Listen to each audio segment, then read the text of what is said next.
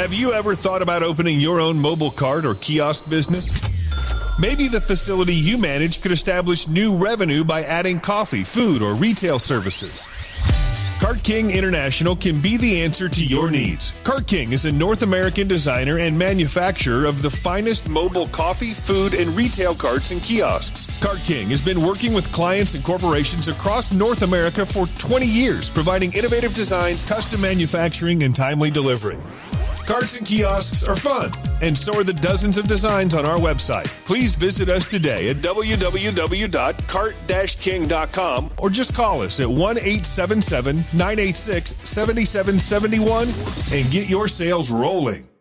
If you find yourself in need of legal representation, it can be a very stressful time in your life. In my career, I have dealt with thousands of lawyers, I've dealt with thousands of law firms, and I can confidently recommend to you Keith M. Davidson at kmdlaw.com. Available 24 hours, 7 days a week. Just log into kmdlaw.com. That's kmdlaw.com. Or you can call toll-free 833-4KMD-LAW. That's 833-4KMD-LAW. Personal injury, wrongful death, STDs, sexual assault, car accidents. They handle it all efficiently and professionally. It doesn't matter how imposing the opposition may be, because the team at kmdlaw.com are battle-tested and fierce. They will not stop until justice prevails. Go to kmdlaw.com or call toll-free 833-4KMD-LAW. If you're in for the fight of your life, stop screwing around and contact KMD Law. PureSoapFlakes.com, 218-568-2525. Have you ever heard of Castile Soap?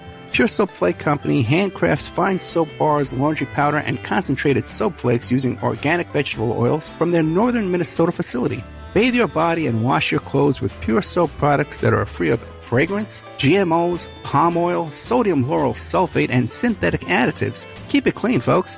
Pure Soap Flake Company products are kind to living creatures and sensitive skin, safe for drains and waterways, and work great in high-efficiency washers and top and front-loading machines.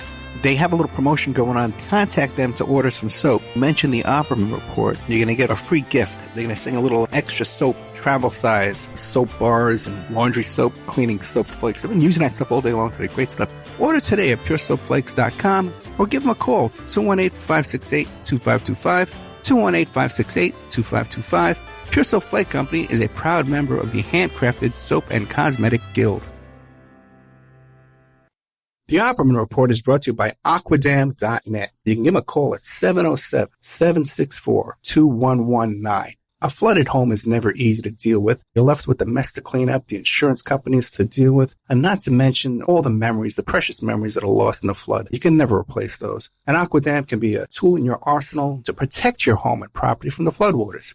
The cofferdam is filled with water to control water and is reusable as long as it's taken care of. It can protect your home or business from rising floodwaters like a dam, but without the beavers. It can also be used in construction. If you need an area to be dewatered, an Aquadam can do the job. An Aquadam was used at SeaWorld in Orlando for the Mako roller coaster ride during the coaster's construction by dewatering the work area. An Aquadam is now dewatering the work area at San Antonio SeaWorld for their newest roller coaster ride. An Aquadam has been used in many construction projects all around the U.S. and all around the world. Now give Aquadam a call, 707-764-2119. You can look them up online at aquadam.net. You can find them on Facebook at Aquadam Inc. You call them up, you email them, you tell them Ed Opperman sent you, and they're going to take 10% off the price. Aquadam.net, 707-764-2119. It's the Opperman Report. Join digital forensic investigator and PI Ed Opperman for an in-depth discussion of conspiracy theories, strategy of New World Order resistance, high-profile court cases in the news, and interviews with expert guests and authors on these topics and more. It's the Opperman Report. And now, here is investigator Ed Opperman. Okay, welcome to the Opperman Report. I'm your host, private investigator Ed Opperman. You can find me at Opperman Investigations and Digital Forensic Consulting, either through my website, emailrevealer.com, or you could just email me directly at oppermaninvestigations@gmail.com. If you like our show, be sure and check out our Patreon. We've got an Opperman Report Patreon where we put up 8 hours of new content every month. But our archives are always free. All the shows you hear Monday to Friday, AM/FM radio. You can catch them on Spreaker. Spreaker.com. And you can go there, sign up for free, get an email notification anytime we put up new content.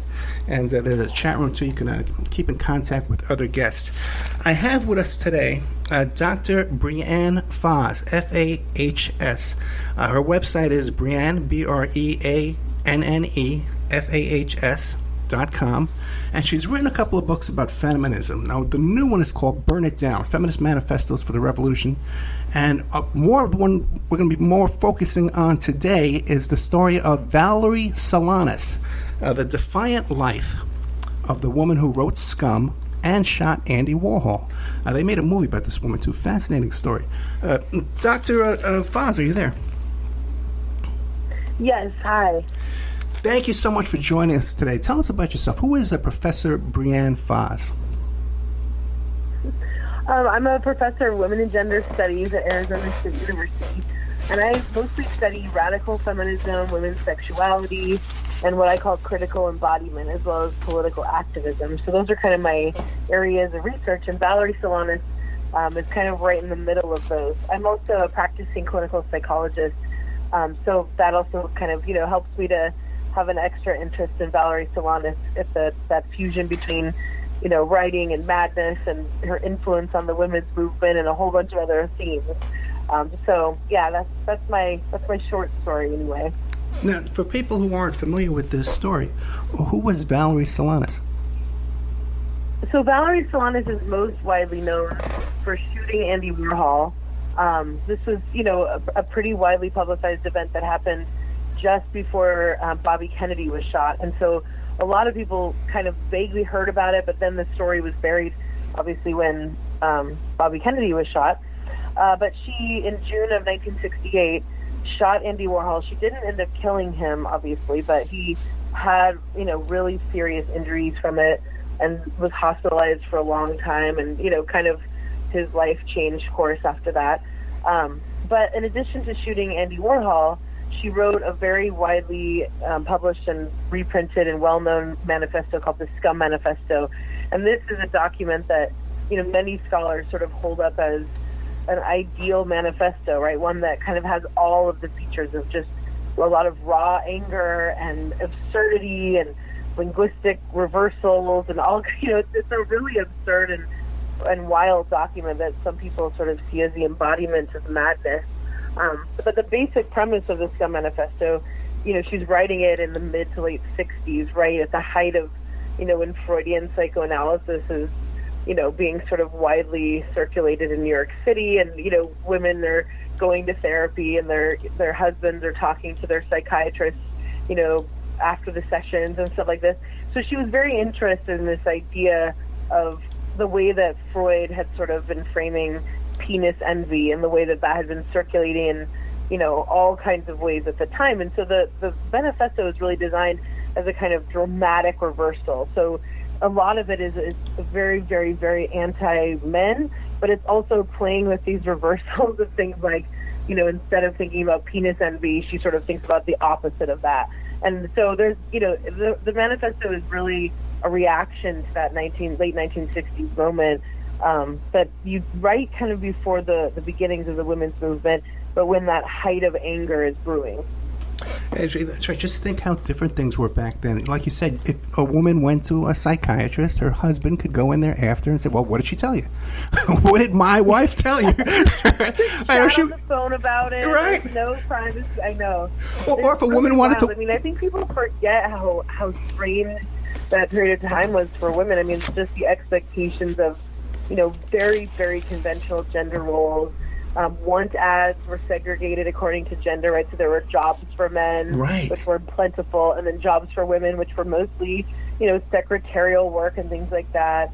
Women were expected to be, to really, they didn't have their own credit cards outside of their husbands. They couldn't fly in business class without men. This is a really weird period of time for women, and I think, the SCUM Manifesto really is a reaction to that moment, too.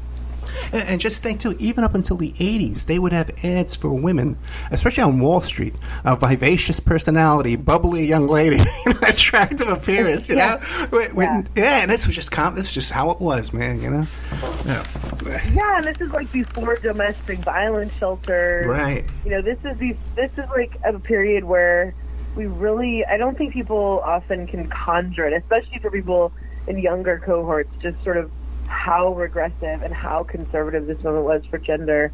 And you're right, I mean, like this notion of someone like Valerie Solanas, you know, who we still don't even really know whether she identified as a lesbian, as bisexual, as heterosexual. She had long-term relationships with men, but then was very outraged when someone would call her a lesbian. But then, of course, she was, and then would sort of claim that in other times. I mean, we don't know, but she definitely did not fit into 1960s gender roles. You know, she had real short hair, kind of brash, very, very intelligent, very ambitious, you know, and that there really wasn't an opening for someone like Valerie to succeed. You know, there wasn't.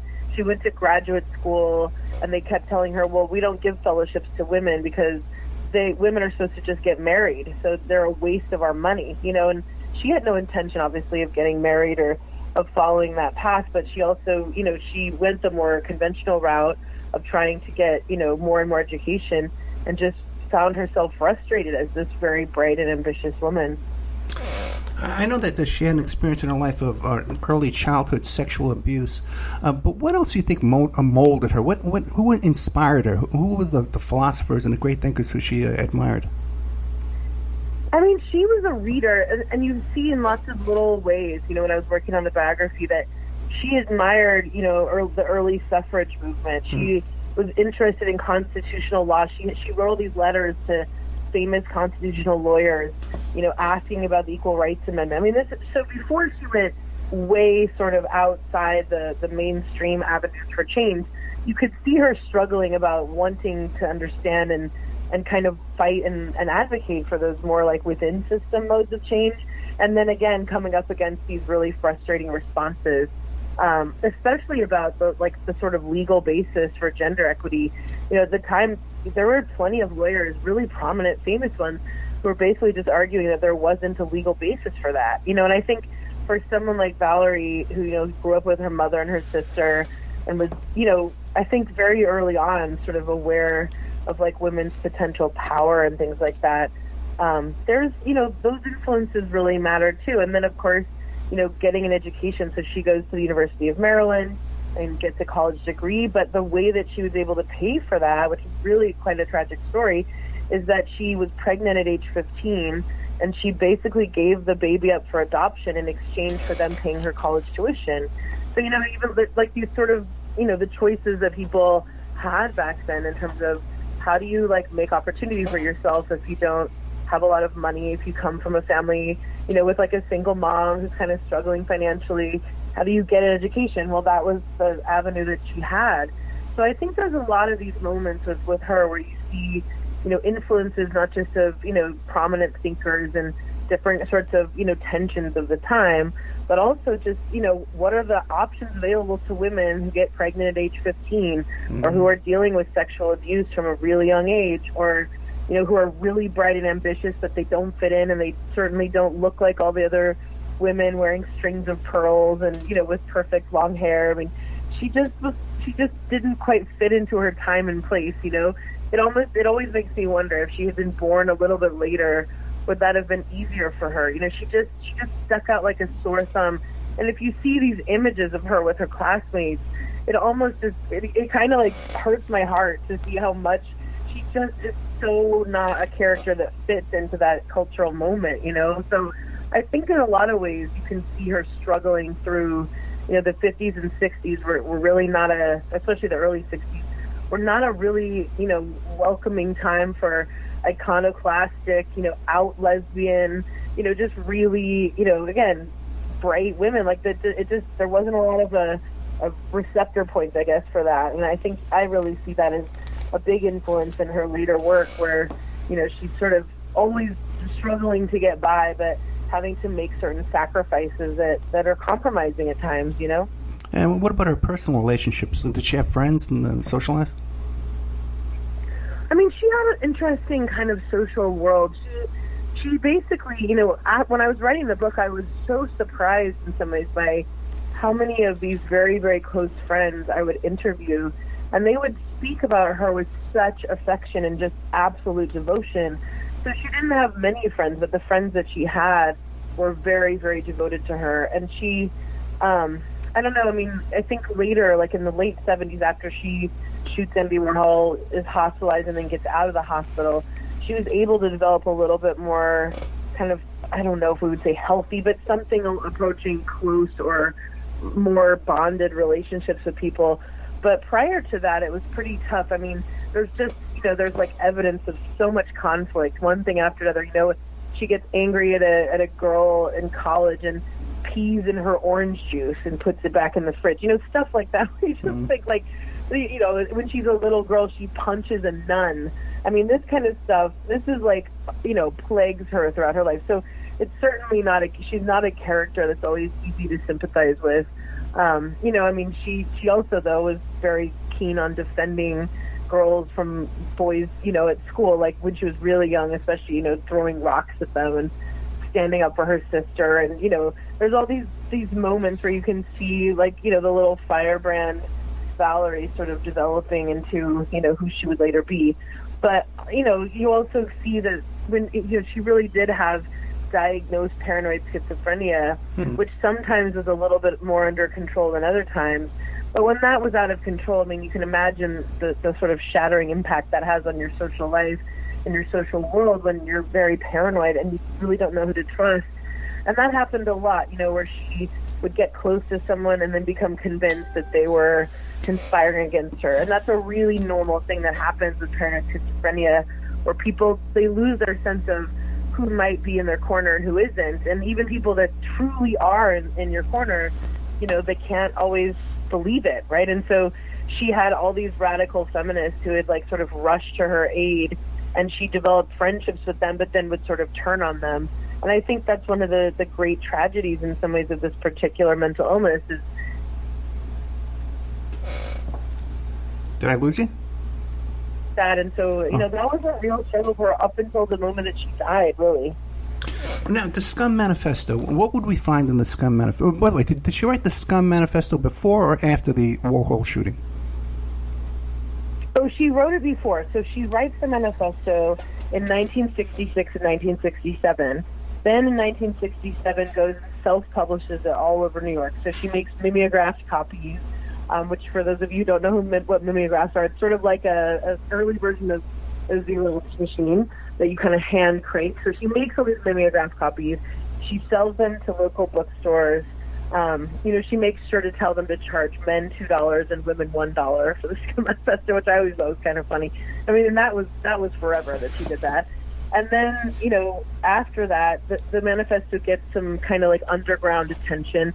So no mainstream attention or anything, but it falls into various hands, including this publisher named Maurice Gerodius, who he was quite famous for publishing the book Lolita, or the American version of Lolita, among many other things, Naked Lunch. So he had this. He was also, quite an iconoclastic sort of sleazy character who was looking for things that would be very provocative. And he comes across the SCUM Manifesto and asks Valerie to sign over rights to it, and that he promises to publish it. But later we find out that he really had no intention of publishing that document until Valerie shot Andy Warhol, which then was this, big media event, and Maurice Gerodius then is like, okay, we're going to publish this as soon as possible and capitalize on all this media attention. So again, it kind of raises this terrible dilemma where, especially again back to these like limited options for women.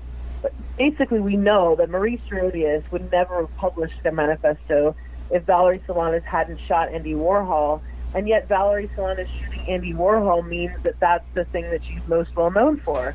People mostly know her as the woman who shot Andy Warhol, not the woman who wrote SCUM Manifesto, right? So it's like this terrible dilemma of, that happens, I think, to actually quite a few women artists where, unless there's some other thing that happens biographically or they get certain kinds of media attention or something, their work really falls into obscurity. And so, there is a kind of funny, trajectory of her writing the SCUM manifesto, being really like passionate about, distributing it and getting it out in the world. She, obviously shows it to Andy Warhol, and along with another play that she wrote. And Andy Warhol promised to produce the play, and then also like tosses the play into a trunk. We never hear from it again until the year 2000, long after his and Valerie's death, when it's discovered in the bottom of one of his associates' trunk. So, Valerie's fears that Warhol just sort of tossed the manifesto and didn't care, that turned out to be true, and that was her best copy of sorry, I can't say the name of the play because the play has a profane name, so for radio. But anyway, so this play gets tossed into a trunk and never to be heard from again. So we have this thing where Valerie's struggling as a writer. She's trying to get this attention. Maurice Gerodius is offering her money. Andy Warhol is promising to produce it, and then it all explodes with the shooting. But I think ironically, the shooting then propels the SCUM manifesto into the public eye more than it ever would have been. Did you look into the possibility that these two were acting as gatekeepers to suppress her work? Well, I mean, I don't think there's any evidence of that. But I think she was really, really paranoid about the contract that Gerodius gave her, because and it still is a kind of standard thing where when you sign a book contract, sometimes the press will say, we also want to have first review rights of your next several works, right? So basically that same press gets your next several works unless they don't want them, and then you can go shop them around to another press. So some presses still offer. I don't think it's quite as common now, but it does happen. But at the time, it happened all the time, right? So if you published a book with, Olympia Press, which was Gerodius's press, then Olympia Press would get review rights for your next several works. So Valerie became very paranoid that she realized only after the fact that she had sort of signed away not only the rights to SCUM Manifesto, but also to whatever she wrote next, and then felt like that was kind of a con job. Mm-hmm. And that, again, you also have to remember, you have someone who's very paranoid, because of her mental illness, but also she doesn't have anyone to really like bounce this off of. It's not like she just has a lawyer friend standing around who she can say, is this normal, or what kind of contract should I be asking for?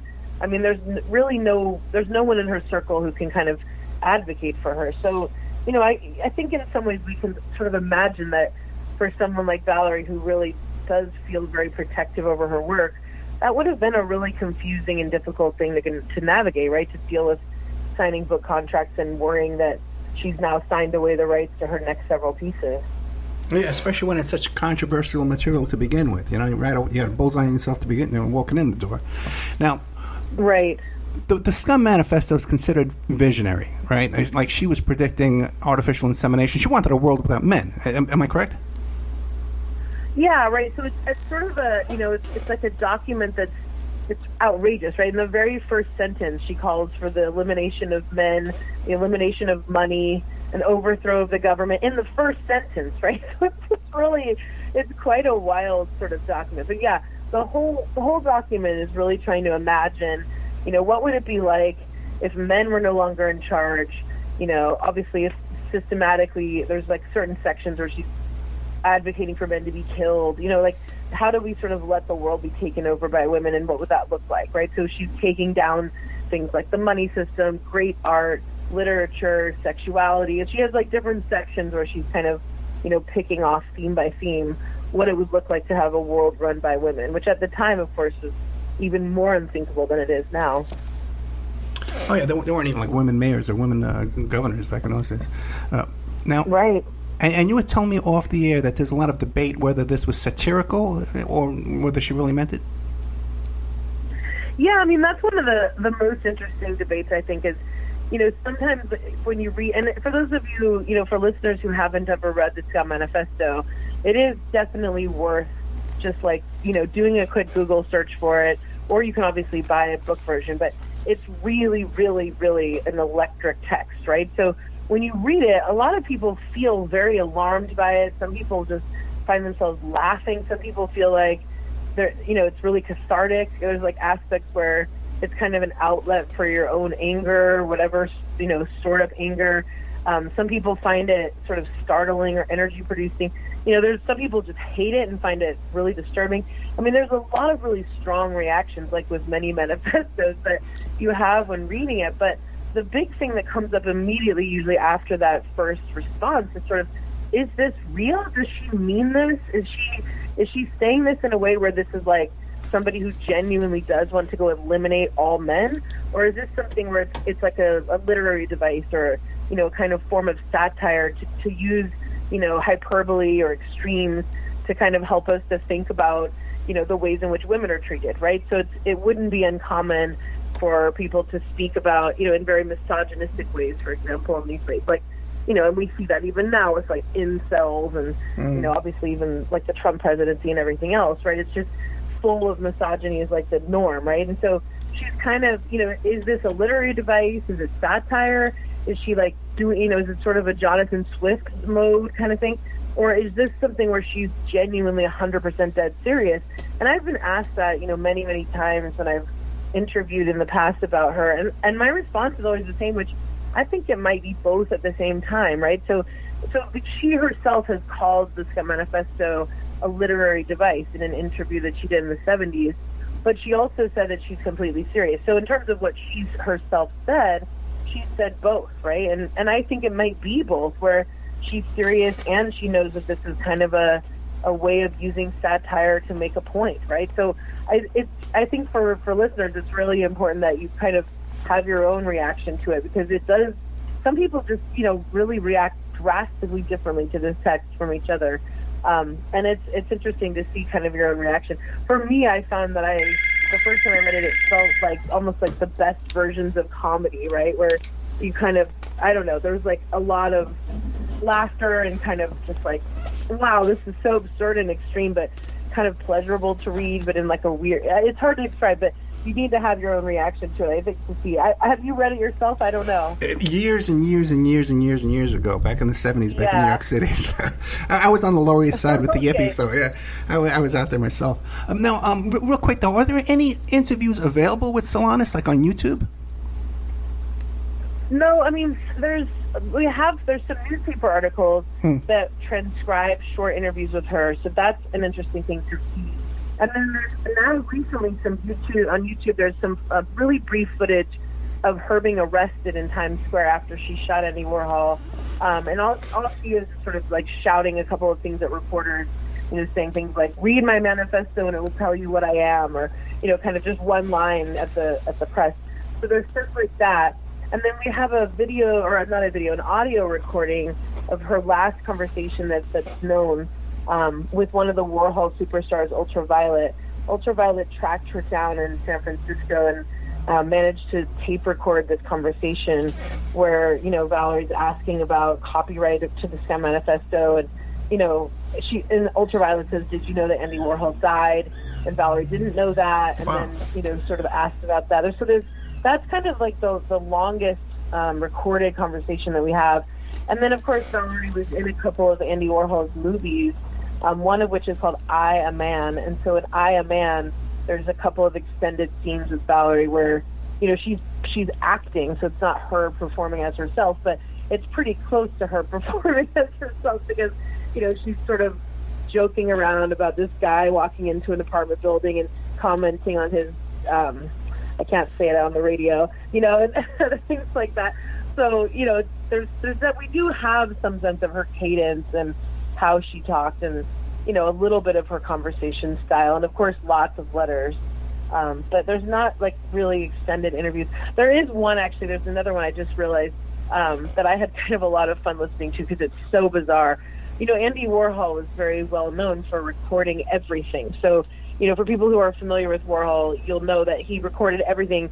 He kept these long, mundane video and audio recordings of all sorts of things that went on in the factory and with his, entourage and things like this. And so there's these extended recordings of Valerie talking to Andy Warhol where, she's sort of hot-headed and pressured speech and, really like lively. And then, Warhol sort of sounds like he's sort of almost dead, in that really distant sort of floating and on top of the air kind of way. And so Valerie's like, saying things like, you need to be the head of the men's auxiliary of SCUM, and, you have a responsibility to da-da-da-da-da. And he's like, oh, Valerie, he has this kind of druggy sort of drift you. And these conversations it just shows you how the two of them are just such an odd pairing, where she's just all hot-bloodedness and he's cold and distant, floating in the air, cerebral, and she's trying to sort of get him to come around and saying things that she'll leave a copy of SCUM Manifesto under his pillow at night, and he doesn't take the bait. He's sort of just kind of he sort of saw her as this character that was kind of acting according to her nature. I think that's maybe one of the great strengths of Warhol, is that he saw the people around him as having the fundamental right to their own style, their own way of being in the world. And he even extended this to Valerie after she shot him, which I find just crazy in some ways. That you have this woman who shoots you, and he basically never presses charges and tells the police later, well, she was acting according to her nature. How can I be mad at her? I mean, that's a pretty extreme response to someone shooting you, especially when, he did almost die, and he was terribly afraid of her and afraid of being shot again by others. But he didn't feel that she was acting in a way that was discordant with her nature. I just think that's a really funny reaction. And so the two of them had this bizarre sort of dynamic, for years, where she would write him letters and, he would kind of respond, and she would tell him different threats and call him the great toad and all these various things. And he would just sort of he was just kind of amused by her. He didn't relate to her in a way that seems like a normal way that someone would relate to someone who shot them anyway. That is incredibly fast. I got to do a whole show one day about Warhol. I had no idea that he didn't press charges. I just assumed he did. But it's also interesting too, because the whole factory, he only paid her $25 to do that film, right? Something totally ridiculous. And he notoriously never paid his actors. I mean, even it's he was so bad with the women in the factory. I think people don't realize this, but the superstars were mostly these wealthy heiresses, so he could get away with promising them all sorts of things and never delivering. And he did that all the time, where he would surround himself with working class men who really, were kind of coming up from families where they really couldn't be out and gay, for example, and these sort of scrappy working class men, and then these wealthy heiress women, right? That was his circle. And so he got away with, not paying the women in films pretty much all the time. But he also, imagine Valerie strolling into that, right, where the other women are these wealthy heiresses, and how would she possibly fit in with that culture, and so it really didn't go well for her with the factory. The Warhol factory people obviously had a deep distaste for her, but Warhol kind of took a liking to her in certain ways, even though he exploited her. He would take some of her lines that she said to him and use them in other movies, which of course infuriated her. Or he would listen to her tone and her cadence and try to get people to mimic it in his films. He thought she was very, sort of authentic and interesting and unique, which she was. And so I think, their relationship, I think, is just one of the weirdest and that I've ever come across in history. Just kind of these people that they had a weird affection and a kind of friendship maybe, but also they couldn't be more opposite. And the fact that she chose Andy Warhol as the symbol of patriarchy and masculinity and men is also absurd. I mean, Andy Warhol is kind of vaguely asexual, kind of queer, not particularly macho, kind of, he's just not the symbol of that, right, in the classic sense. And so it just feels strange when you look at, well, why would he be sort of filling this role, and so there's lots of question marks around that. It's fascinating. It's such a fascinating topic, and you never hear this discussed at all. Good time to take a commercial break. We're with Dr. Brianne Fahs, F-A-H-S. You can find her at briannefahs.com. We're talking about Valerie Solanas, the defiant life of the woman who wrote SCUM and shot Andy Warhol. You lay it out right there in the title. But we're also going to be talking about your other book, too, Burn It Down, Feminist Manifestos for the Revolution. We'll be right back with more of Brianne Fahs right after these messages. And now a word from our sponsors.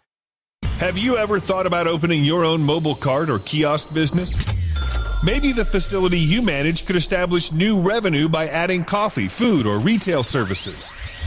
Cart King International can be the answer to your needs. Cart King is a North American designer and manufacturer of the finest mobile coffee, food, and retail carts and kiosks. Cart King has been working with clients and corporations across North America for 20 years, providing innovative designs, custom manufacturing, and timely delivery.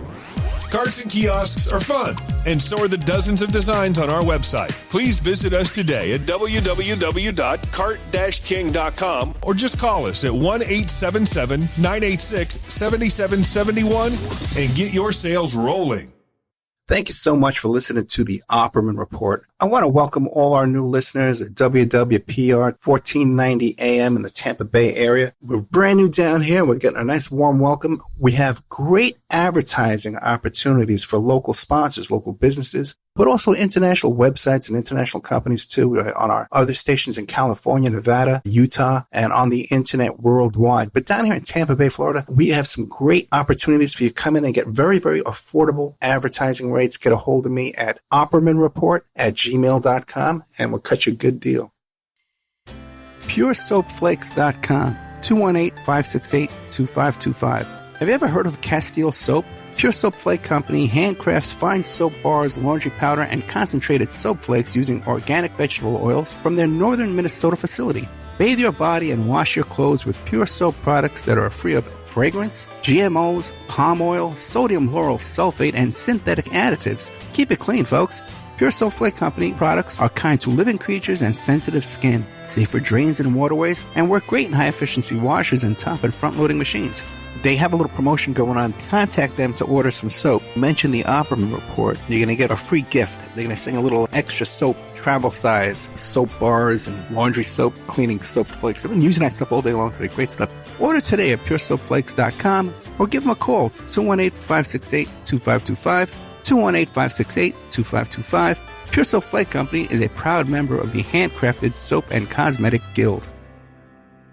The Opperman Report is brought to you by Aquadam.net. You can give them a call at 707-764-2119. A flooded home is never easy to deal with. You're left with the mess to clean up, the insurance companies to deal with, and not to mention all the memories, the precious memories that are lost in the flood. You can never replace those. And Aquadam can be a tool in your arsenal to protect your home and property from the floodwaters. The cofferdam is filled with water to control water and is reusable as long as it's taken care of. It can protect your home or business from rising floodwaters like a dam, but without the beavers. It can also be used in construction. If you need an area to be dewatered, an Aquadam can do the job. An Aquadam was used at SeaWorld in Orlando for the Mako roller coaster ride during the coaster's construction by dewatering the work area. An Aquadam is now dewatering the work area at San Antonio SeaWorld for their newest roller coaster ride. An Aquadam has been used in many construction projects all around the U.S. and all around the world. Now give Aquadam a call, 707-764-2119. You can look them up online at aquadam.net. You can find them on Facebook at Aquadam Inc. You call them up, you email them, you tell them Ed Opperman sent you, and they're going to take 10% off the price. Aquadam.net, 707-764-2119. It's the Opperman Report. And now, here is investigator Ed Opperman. Okay, welcome back to the Opperman Report. I'm your host, private investigator Ed Opperman. We're talking to Dr. Brianne Fahs, F-A-H-S, and you can find her at briannefahs.com. We're talking about her books, Valerie Solanas, The Defiant Life of the Woman Who Wrote SCUM and Shot Andy Warhol. And also another book she wrote too is Burn It Down, The Feminist Manifesto for the Revolution. Now, Dr. Fahs, the day of the shooting, now, was this something premeditated? Like she was on the hunt for Andy Warhol for a couple of days, or she just woke up that day and decided to do it, or she, the spur of the moment, just pulled out a gun?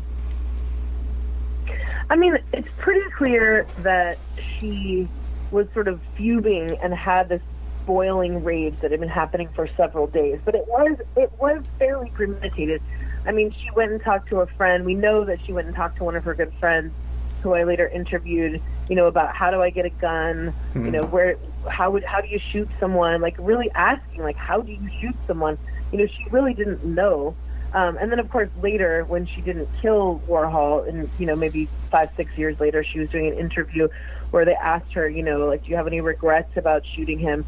And she said something snarky like, my only regret is that I didn't do target practice, something like I regret that I missed, like, oh God.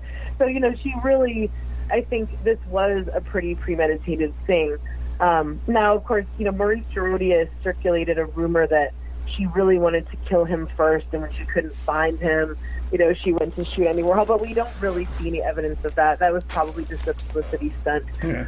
But yeah, I mean, the morning of the shooting, it was kind of a wild story, actually, because she was wandering around New York City, going to various playhouses, trying to meet with people about producing her play. So, like, before she shoots Andy Warhol, she goes into, near Times Square to a couple of these different theaters and is, like, asking around for people that, that she knows about to ask if they will be willing to produce her play.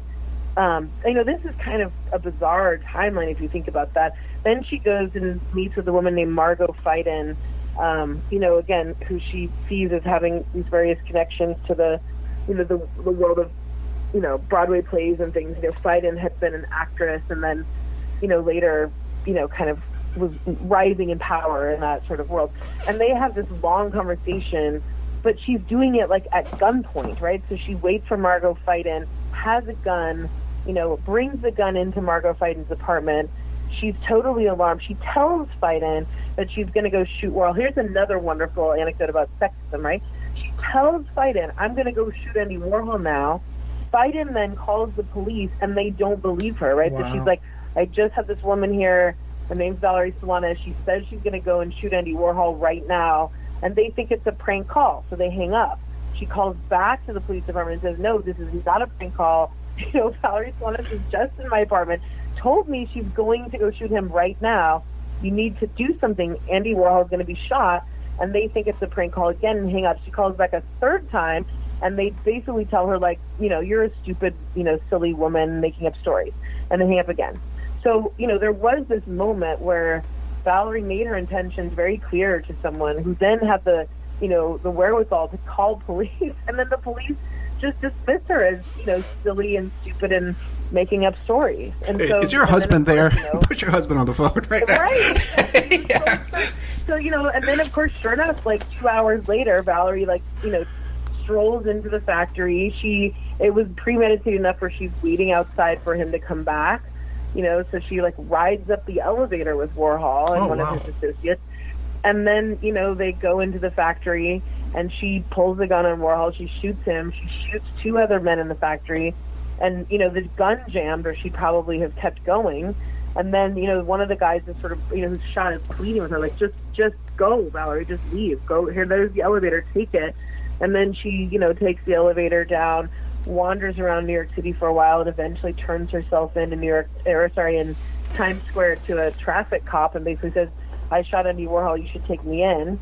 And that's kind of, the short version of that story, which is it's a pretty gruesome event, and she was just, she was wearing like weird clothing, she had these like huge heavy sweaters and long jackets on. It was like the middle of, or the early part of June, this is like weird. She was carrying around like either a tampon or a pad with her. She had and another gun in a paper bag that she like leaves on the desk of Warhol, I think probably by accident. It was kind of a weird set of circumstances, but at least for me, when I read and when I wrote about it, it just seems like, it's like one of those things where violence in theory versus violence in practice, you can just see that there was like a massive shift, I think, in her during that event, but also just in the story, right? Like Valerie's a much more sympathetic and in some ways much more interesting character before she actually engages in actual violence, and at least for me, that's my take as a biographer. I just felt like the actual event of shooting someone and like watching them bleed out all over the place, I don't think that really went all that well for her. I think she realized that she lost so much of her credibility as an artist by becoming, a violent criminal. I think that it really did diminish her. And that's a sort of, I don't know, I think in this moment right now when there's so much talk of, politically motivated violence in the air and things like that, you just think, well, like in theory, that's one thing, right? in the abstract sense, the notion of people using violence as a tool to fight back against their oppressors is one thing, but in practice, that's quite a different thing. It's more gruesome and sort of sad, and in some ways, again, like she had such sort of potential as an artist, I think, and really the SCUM Manifesto is an absolutely incredible document, regardless of whether you like its content. It's an incredible document. I mean, every manifesto scholar I've ever known sort of holds it up as this sort of epitome of what manifestos could be, right? That they're just startling and intense, and you read them and you feel just absolutely alive when you read them, and you feel like it's a distillation of rage that doesn't have an expression otherwise, and violence isn't that way.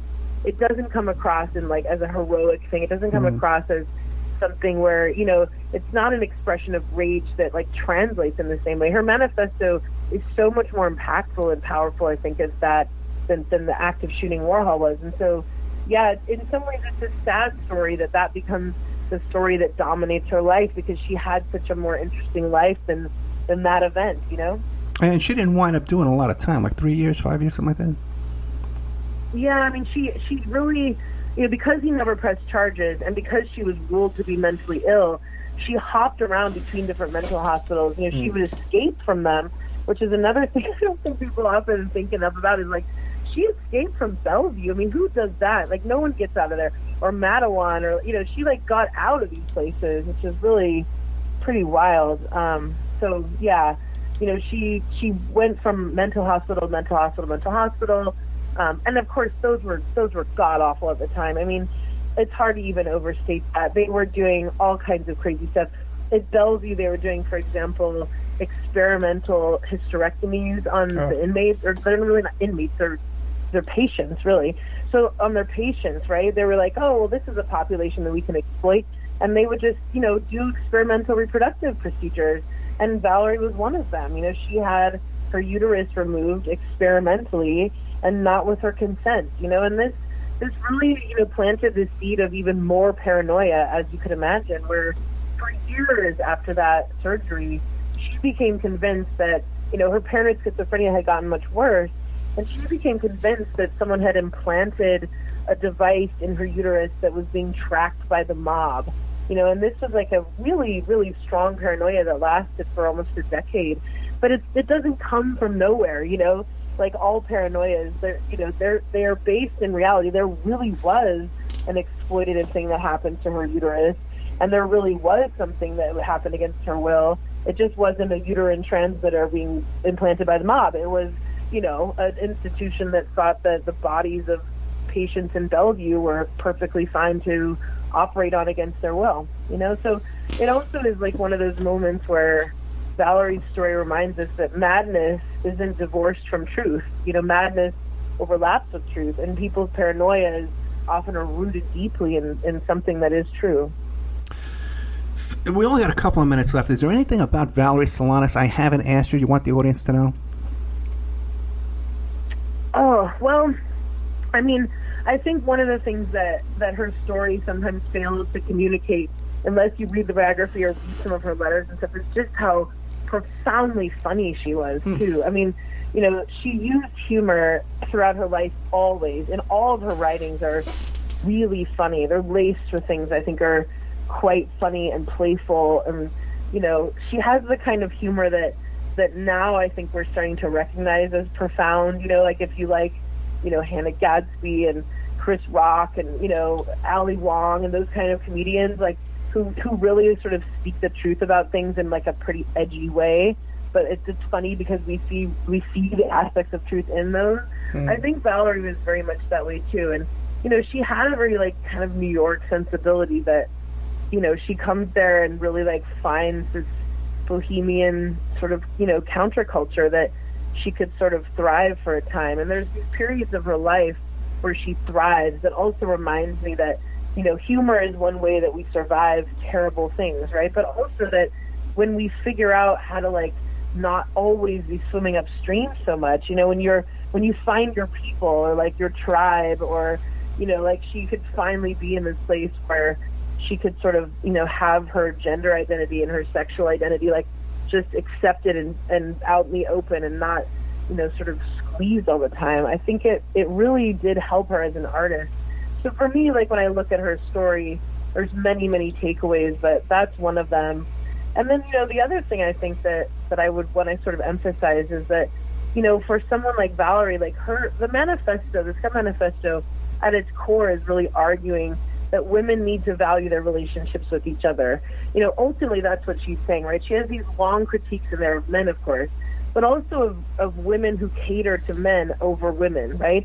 Or who she calls daddy's girls. So women who are like very, oriented towards authority figures, oriented towards pleasing others. And in Valerie's sort of ideal world, she's kind of creating this other model, right? Where there's like, women who are self-sufficient, who value their friendships with other women over anything else, who have their own money and their own sort of style and panache. And I don't know if viewers have seen or listeners have seen Broad City, but when I saw Broad City for the first time, this is like kind of absurd comedy, but it really sort of felt a little bit like that kind of thing that Valerie's thinking of, where, we really don't do a good job at imagining something else with regard to gender, or imagining like what else women could accomplish or be or become if they weren't oriented towards pleasing men and authority figures, right? And so I think there's a little bit of a cautionary tale like built into the SCUM manifesto that sometimes gets obscured. So that really is another takeaway. And I also think, as a kind of final thought, I think sometimes with SCUM manifesto there's such an emphasis on thinking of it as a document that's like criticizing, men and patriarchy and that sort of stuff. But it's also a document of class-based rage. It really is, somebody from the gutter struggling to survive, sort of railing and lashing out against, power on a class level too. And I think right now we need that more than ever. We need models of how to not just constantly, cater to this notion of, not just capitalism, but just kind of the ways in which like the wealthy just don't get criticized enough, right? And so I love this sort of sentiment of the SCUM manifesto being this document of like lashing out from the gutter and like valuing a voice of, Valerie was homeless for much of her life. She worked as a prostitute for many years. She understood what it was like to like struggle to get by. And those voices, we don't publish those voices nearly enough. We don't listen to those voices. And there's an incredible amount of rage, I think, that is stirring and brewing sometimes in terms of social class. And I love this document as a kind of early moment of thinking about class-based rage, and we need to look for that more, and we need to value it, because, I think, especially right now, it's just, we must think about those things together, that, like, both, women's rage against men is a very valid thing, but also, class-based rage, right? We're like people in the gutter, like speaking from the gutter for people in the gutter. She calls it that. That's I think one of her phrases. So, I mean, she dedicates the SCUM manifesto, these are her words, to whores, dykes, criminals, and homicidal maniacs, right? So that, and I think that means something. I find that in some ways, like, almost kind of weirdly moving. It's like a claiming of space for both the writer and the audience. It's not about wealth and privilege and fame. It's about this other thing, and I think that's really kind of special. I got to tell you, I hope these kids over there at the Arizona State University appreciate how lucky they are to have a professor like Brianne Foz teaching a class over. This is great stuff. I would love to have you come back and tell us some more about Burn It Down, Feminist Manifesto for the Revolution. Any book that starts with Burn It Down has a place on the Opperman Report, I'll tell you that, okay? It has a place for my audience whatsoever. So I definitely am going to beg you to come back. I really, really enjoyed this conversation. Brianne Foz, FAHS.com. The two books are Burn It Down, Feminist Manifestos for the Revolution, and the book we've been talking about today, and the story is Valerie Solanas, The Defiant Life of the Woman Who Wrote Scum and Shot Andy Warhol. Brianne, thank you so much. Oh, thank you. Thank you so much. I really enjoyed this. I'm going to shoot you an email after this about coming back, okay? Okay, perfect. Thank you. Good night. And now a word from our sponsors. OppermanReport.com. Hey, do you like what you're hearing? Do you like the work that you see us doing here at Opperman Report? You can support that work by becoming a member at OppermanReport.com. And as you have access to over 200 exclusive shows and interviews that you can't find on YouTube or Spreaker or iHeart or iTunes or KYAH. You can't find them anywhere else online, exclusive to our member sections, to our members. Also, too, there's images, videos, documents, court docs. And don't forget, you can hear your ad played here on the Opperman Report, reach hundreds and hundreds of thousands of people on a daily basis because the show is repeated every day all over the world. Contact me at oppermanreport@gmail.com and I'll give you a good deal on advertising rates. Have you ever thought about opening your own mobile cart or kiosk business? Maybe the facility you manage could establish new revenue by adding coffee, food, or retail services. Cart King International can be the answer to your needs. Cart King is a North American designer and manufacturer of the finest mobile coffee, food, and retail carts and kiosks. Cart King has been working with clients and corporations across North America for 20 years, providing innovative designs, custom manufacturing, and timely delivery. Carts and kiosks are fun, and so are the dozens of designs on our website. Please visit us today at www.cart-king.com or just call us at 1-877-986-7771 and get your sales rolling. The Opperman Report is brought to you by Aquadam.net. You can give them a call at 707-764-2119. A flooded home is never easy to deal with. You're left with the mess to clean up, the insurance companies to deal with, and not to mention all the memories, the precious memories that are lost in the flood. You can never replace those. And Aquadam can be a tool in your arsenal to protect your home and property from the floodwaters. The cofferdam is filled with water to control water and is reusable as long as it's taken care of. It can protect your home or business from rising floodwaters like a dam, but without the beavers. It can also be used in construction. If you need an area to be dewatered, an Aquadam can do the job. An Aquadam was used at SeaWorld in Orlando for the Mako roller coaster ride during the coaster's construction by dewatering the work area. An Aquadam is now dewatering the work area at San Antonio SeaWorld for their newest roller coaster ride. An Aquadam has been used in many construction projects all around the U.S. and all around the world. Now give Aquadam a call, 707-764-2119. You can look them up online at aquadam.net. You can find them on Facebook at Aquadam Inc. You call them up, you email them, you tell them Ed Opperman sent you, and they're going to take 10% off the price. Aquadam.net, 707-764-2119. Are you ready to change your life, but don't know how to start? Is your stress and worries keeping you awake at night?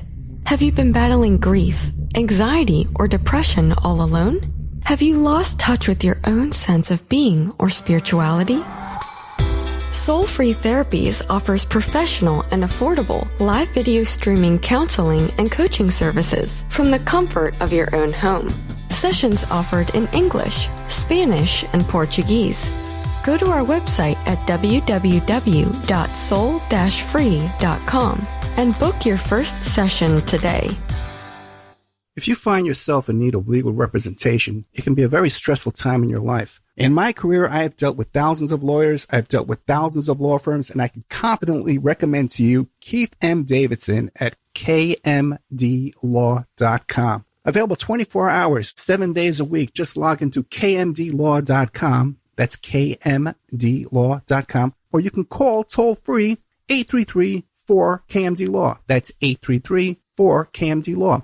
Personal injury, wrongful death, STDs, sexual assault, car accidents. They handle it all efficiently and professionally. It doesn't matter how imposing the opposition may be, because the team at kmdlaw.com are battle-tested and fierce. They will not stop until justice prevails. Go to kmdlaw.com or call toll-free 833-4KMD-LAW. If you're in for the fight of your life, stop screwing around and contact KMD Law.